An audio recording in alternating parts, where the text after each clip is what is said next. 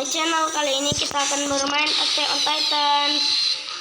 Memainkannya cukup mudah ya. Kalian tinggal tali, dan tali.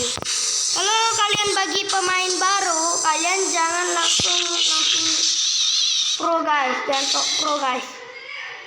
Soalnya ini ada beberapa crash dan debu seperti ngebug, memasuki jendela, ruangan atau sebagainya ya.